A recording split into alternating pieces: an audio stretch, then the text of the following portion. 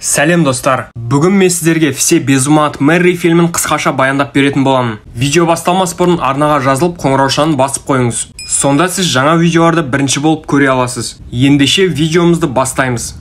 Тед 16 жаста және жақында олардың мектебіне ауысып келген Мэриге ессіз ғашық. Тед мұндай қызды қаратуға ешқандай шанс жоқ екенін түсінеді. Өйткені ол тісі қисық, қарапайым жігіт, бірақ ол оны армандауын тоқтатпайды. Достарынан Мэридің Вуги есімді жігітпен кездесіп жүргенін естиді. Ол керемет мықты спортшы және одан жасы үлкен екен. Олар сұлу Мэриге қарап тұрғанда мектеп ауласында бейсбол добын іздеп жүрген шала есті жігіт пайда болады. Оның есімі Уоррен. Жігіттер оны мазақтамақ болып, шала есті жігітті Мэриге айдап салады. Мэридің жігіті қызды жақтап Уорренді ұруға ұмтылғанда, Тед оған араша түседі. Мэри келмегенде ол да таяқ жейтін еді. Қыз Уорренді ұруға мүмкіндік бермейді, өйткені ол оның ағасы екен. Мэри Тедке қолдау үшін алғыс білдіреді. Ол қызды үйіне шығарып салуға бар жатқанда, жолда Мэри мектеп бітіру кешіне бірге баруға ұсыныс жасайды. Ол жақында ғана Вугимен айырылысып кеткен екен. Тед өзін нағыз джентльмен сезініп, достарына барлығын жайып салады. Алайда олар сенбейді.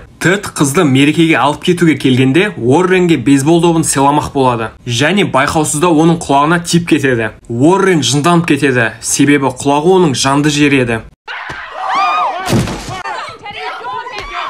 Ол Тедтің сүйегін сындыра жаздайды. Тед қорыққаннан әжетханаға сылтауратып кетіп қалады. Мэри болса үзілген көйлегінің ілмегін жөндемек болып, жатын бөлмеге кетеді. Тед әжетханада өзінің жұмысын істеп жатқанда көгершіндерге сүйсіне қарап тұрады. Өкініштісі, көгершіндер Мэридің терезесіне қарама-қарсы отыр екен. Ал ол кезде Мэри іш киіммен және анасы оның көйлегінің белдігін жөндеп жатқан еді. Олар Тед Мэриге қарап өзін-өзі рахаттандырумен айналысып жатыр деп ойлайды. Тед сасқаннан өзінің жыланын жасыруға тырысып, шалбарының сырмасын сырған кезде жыланымен қоса жұмыртқасы да қыстырылып қалады. Бірақ бұл әлі ең қорқыныштысы емес. Әжетханаға Мэридің ата-анасы кіруге мәжбүр болды. Және олар Тедтің жыланының үлкендігіне тамсанады. Айқайды естіп полицей, оның артынан өрт сөндіруші кіріп келеді. Тедтің қыстырылған жыланын босатпақ болғанда, қан кету басталып, оны ауруханаға алып кетеді. Бұл масқара оқиғадан кейін бірнеше күн өткен соң, Мэридің әкесі қызын басқа қалаға ауыстырып жібереді. Содан кейін 13 жыл өтті. Бірақ Тед әлі де қызды ұмыта алар емес. Ол Дом Вагановский есімді досынан кеңес сұрайды. Дом, егер ол қызды тапса, психологиялық жағдай қалпына келетінін айтады. Тіпті із кезушінің нөмірін береді. Із кезушінің аты Пэт Хилли. Және ол Тедтің мектеп кезіндегі махаббатын іздеп жүрген қаншер екеніне сенімді. Осыған қарамастан ол Тедке көмектесуге келіседі. Хилли Мэриді Майамиден табады. Ол қарт көршісі Магда және оның төбетімен бірге тұрады. Хилли қызды зерттеп, оның қызығушылықтарын білуге кіріседі. Сөйтсе, Мэри сүйкімді әрі жан-жақты қыз екен. Ол гольф ойнайды және шала есті адамдарға көмектеседі. Құрбылармен тамақтанып отқанда өзінің армандағы жігітті сипаттайды. Және Хилли мұны өте мұқият тыңдап алады. Сөйтсе, қыз жақында ғана мінсіз жігіт Брэдпен жолығыпты. Бірақ ол Уорренді кекеткен соң, Мэри оны тастап кеткен. Хилли бұл қызды жаймен ұната бастайды. Түнде қыздың жалаңаш денесін көруге үміттенгенмен, кәрі кемпірдің темекі шегіп тұрғанына куә болады. Майамиден оралған соң, Хилли Тедке Мэри семіріп кеткен және әртүрлі еркектен 4 бала туып, мүгедектер арбасымен қозғалады деп жалған ақпарат береді.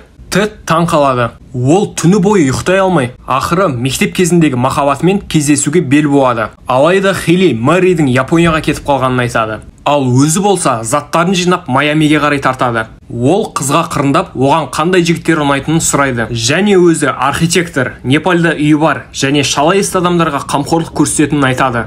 Мэри болса қармаққа ілініп күлімсірейді. Тед бастығының ағасының көшіп қонуына көмектесіп жатып, белін ауыртып алады. Ол мектеп дәрігерінің көмегіне жүгінеді. Дәрігер әңгіме барысында оған Мэриді жақын арада Лас-Вегастан көргенін айтады. Ол хирург болғандықтан сол жақта жұмыстармен жүріпті. Сонымен қатар дәрігер Мэридің өте көрікті екенін айтады. Тед оны Хилли алдап кеткенін түсінеді. Үйіне барып, Майамиге Мэримен кездесуге бар жатқанын айтады. Тед жолға жиналып жатқанда Мэри мен Хилли кездеседі. Жігітті Магда және оның итімен таныстырып болып, қыз Хиллиді балдақпен қозғалатын архитектор дос Такерге апарады. Хилли өзінің архитектормын деп алдағанын біліп қоймас үшін дереу қызды басқа жаққа алып кетеді. Олар қыдырып, әңгімелесіп, жақсы тіл табысады. Тед Майамиге көлікпен жолға шықты. Қасындағы жолаушысының аузы жабылмандықтан сазайын бермек болып жолдың шетіне тоқтайды. Бұталардың арасында Тед шалынып құлап кетеді. Сөйтсе өңшең гейлердің арасына тап болыпты. Осы кезде полиция пайда болып барлығын тергеуге алады. Бөлімшеде Тедтің жолаушысы өзімен бірге өлік алып жүргені анықталады. Және полицейлер Тедті адам өлтіруші деп ойлайды. Бірақ істің анық-қанығына жеткен соң олар Тедті босатады. Оған дейін ол жергілікті сотталғандармен танысып үлгерді. Такер архитектуралық ортадан мәліметтерді алып, Мэрриге Хейлидің ешқандай да архитектор емес екенін айтады. Хейли болса мұны тыңдап, шындыққа жанасатын сылтау ойлап табады. Соңында қыз оның өтірігін кешіріп қана қоймай, оған одан да қатты ғашық болады. Тәртіп бұзушыларды жаңалықтардан көрсетеді. Оның қатарында Тед те бар. Дом оны көріп Тедке көмек керек екенін түсінеді. Енді ол екеуі Майамиге бара жатыр.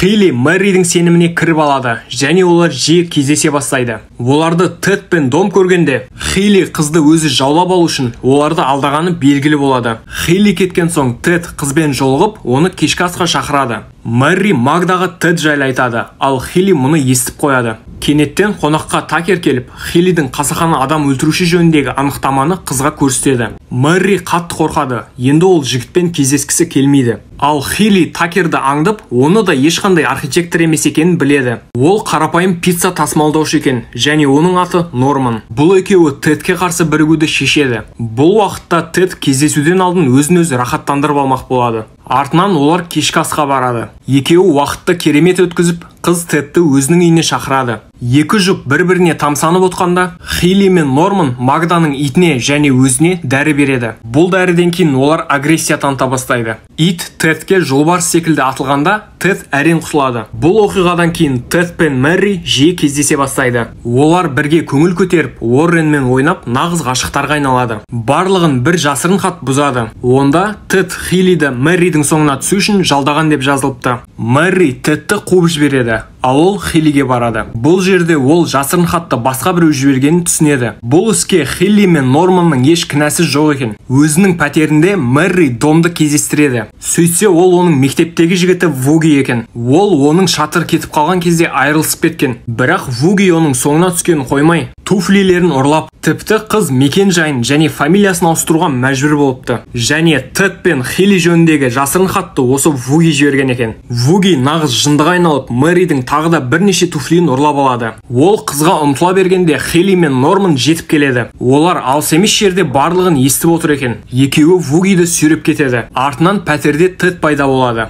Хейли қызға шарт қояды. Ол Тед екеуінің біреуін таңдамаса, ешқайда кетпейтінін айтады. Алайда Тед қыздың әлде біреуді таңдағанын қаламайды. Ол Норманнан Бред жөніндегі өтірігін мойындағанын талап етеді. Ал артынан бөлмеге Бред кіріп келеді. Үстінде Уоррен бар. Тед Мэрри мен Бредке ұзақ әрі бақытты ғұмыр тілеп кете барады. Ол Мэрридің бақытты болғанын қалап, немқұрайлы түрмен шығып кетеді. Бірақ үйден шыққан соң қыз секілді жылайды. Мэрри жігітке қалдырып кеткен кілтін беруге келеді. Ол Тедтің кетіп бар жатқанына іштей қарсы. Себебі соңғы кездері Тедпен ғана бақытты болатынын түсінді. Ал Бредке оның көңілі мүлде жоқ. Бұны байқаған Тед артына бұрылады да сенімді түрде келіп қызды сүйеді. Енді олардың бақытына еш нәрсе кедергі бола алмайды.